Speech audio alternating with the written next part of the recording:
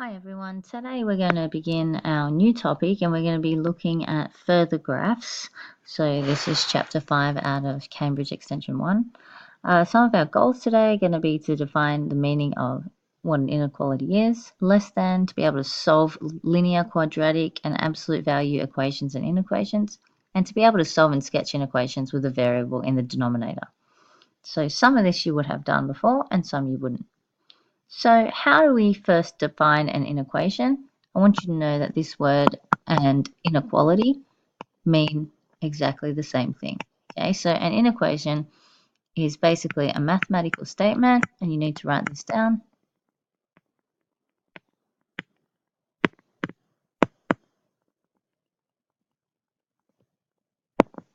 Where the left-hand side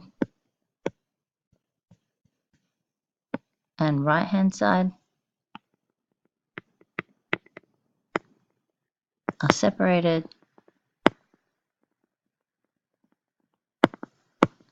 by some inequality symbol. Okay, so just quickly, if we're talking about inequality symbols, we're talking about these. So remember, less than looks like the wonky O, greater than looks like it's eating something. Then we've got less than or equal to, greater than or equal to at the top. Remember, for graphing, these ones are open circles. This one is going right. This one is going left.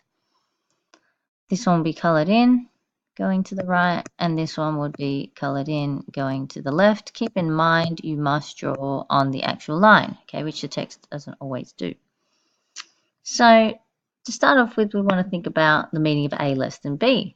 Okay, basically, we say that A is less than B if A is to the left of B on the number line. Okay, pretty self-explanatory. We also say that A is less than B if B minus A is positive. Again, if you put numbers in, it will help you. Okay, and this really helps later as we're going to look at absolute values as well. Then we're going to do a bit of revision on solving linear inequations. So the first thing we want to do is we want to think about the instruction. Okay, so it asks us to solve and graph.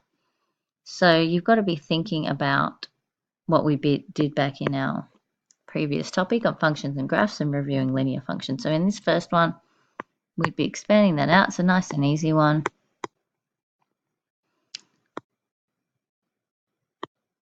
So you can see there I've multiplied the 5 with the 3x and the minus 4.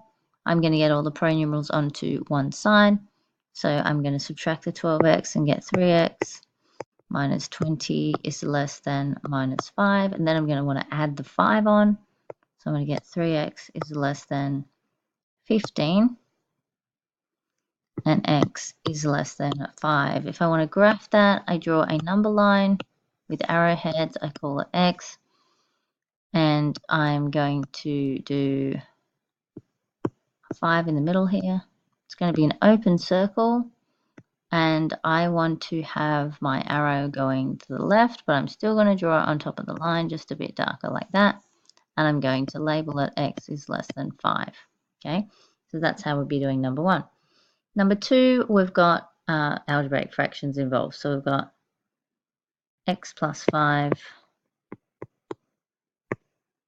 all over 2 minus x minus 3 is less than or equal to 4.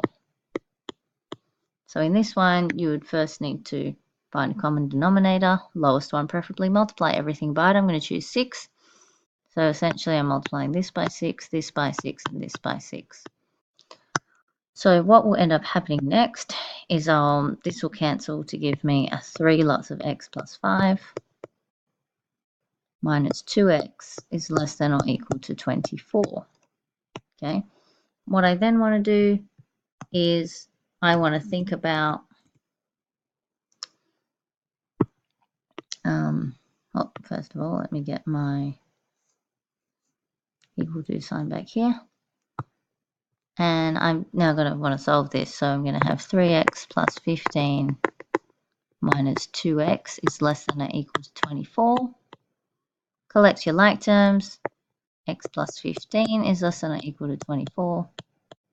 x is less than or equal to 24 minus 15.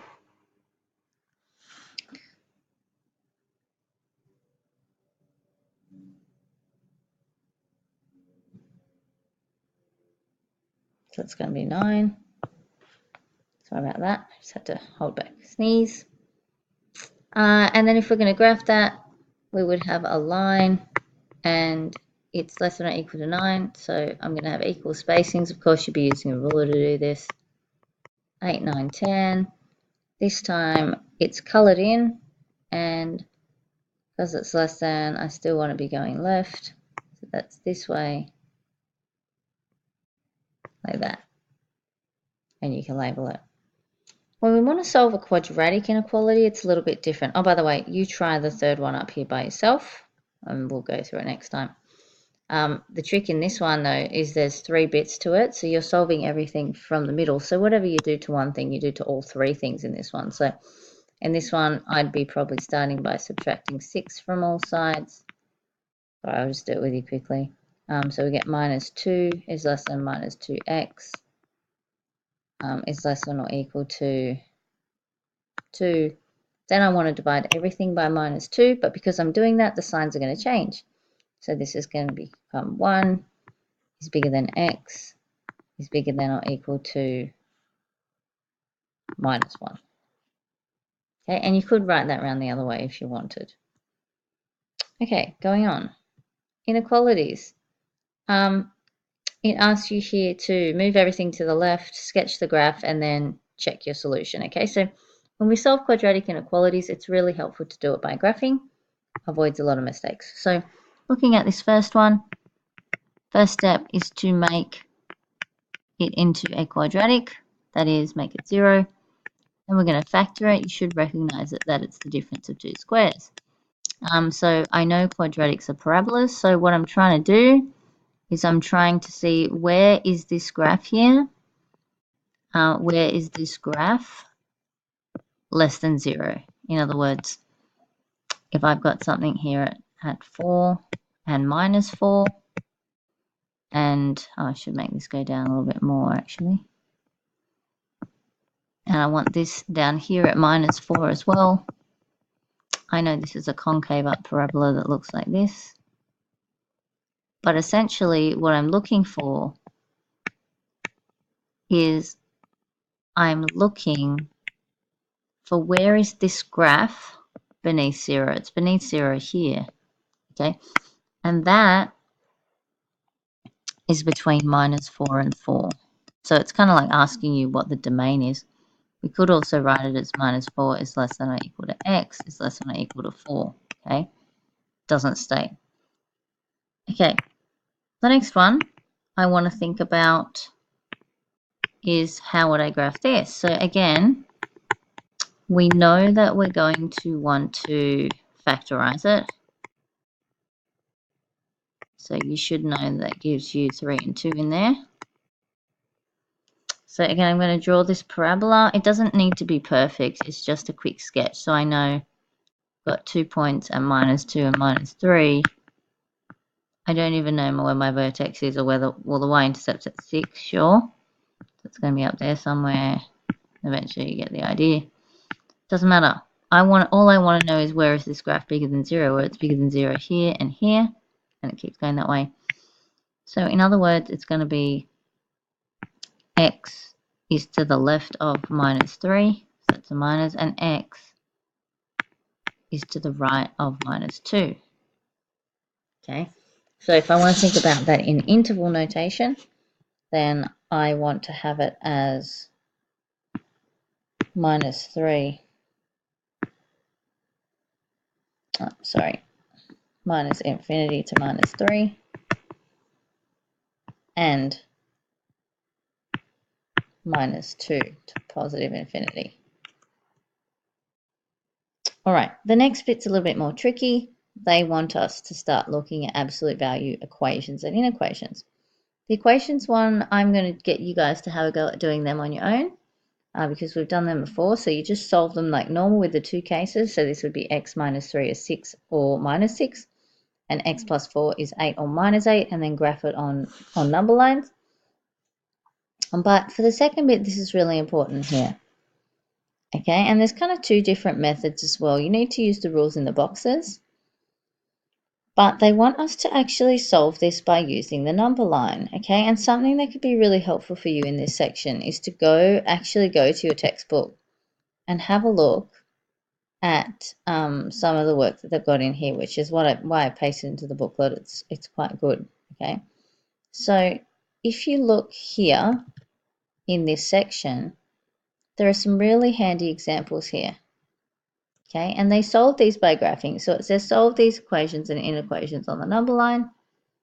And basically when you do that, they're doing it with a graph. So if it's x minus 2, absolute value of is 5, you're looking at 2 and you're going, what distance do you have to make up that would give you a distance of 5? Okay, so from 2 to get to 5, you're going to minus 3. You're going to end up at minus 3. So if you have a distance of 5 up here, you end up at minus 3. If you have a distance of 5 here, you're doing 2 and 5 is 7. Okay. Similarly with this one, if you've got x plus 3 absolute value of is 4, then what's happening? You must be here at minus 3, and then if you add 4 to that, you get 1. If you subtract 4 to that, you get minus 7. So those two are your solutions. You can always check algebraically and then graph it as well. And then the second method is going to be using graphing. And this is really important. You need to use these rules in these boxes for these ones. This is going to come in handy for your assignment as well. Okay, so really important that you're looking at those examples to help you with that. I'm actually going to let you guys have a go at that yourself just because I'm running out of time here on my video.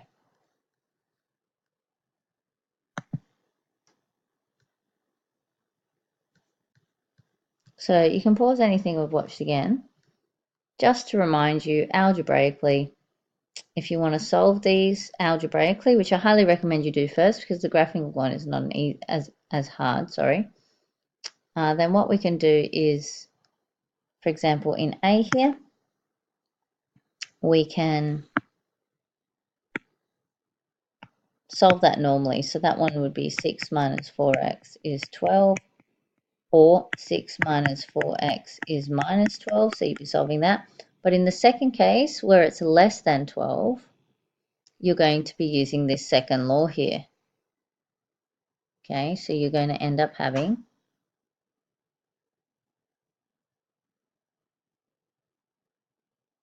minus 12 is less than 6 minus 4x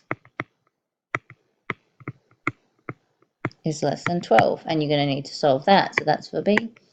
And then for C, you're going to have a go at doing this third rule here, okay, which says you've got two cases. So if it's bigger than, you're going to have 6 minus 4x is less than minus 12, or 6 minus 4x is greater than 12. Okay, and you're going to solve those, and then you could obviously graph them as well. The next bit, solving an inequation with something in the denominator. There's two methods to do this. The first is to multiply by the square of the denominator. Okay, be careful to exclude zeros of the denominator. So those are the exceptions, in other words, where the asymptotes are. Again, it could be really helpful for you at this point to go and have a look in your book. They've got some wonderful examples here of multiplying through the square of a denominator. So there's one here.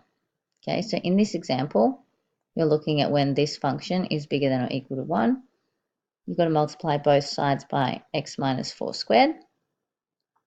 And then when you solve that through, you end up with this inequality, which you can then graph. Okay, now they have graphed here, and they're looking at that in the diagram. Okay, so I recommend that you have a go at that in the actual question here. So the first step in this question obviously would be to multiply both sides by x minus 5 squared. So you'd be getting 6x minus 5 minus 2. Oh, is that not equal to, 2x minus 5 squared, and solve that out and work it through. Okay, you guys have a go at that. There is another method which we'll cover later, but what I want you to do is have a go at these questions. It was quite quick what we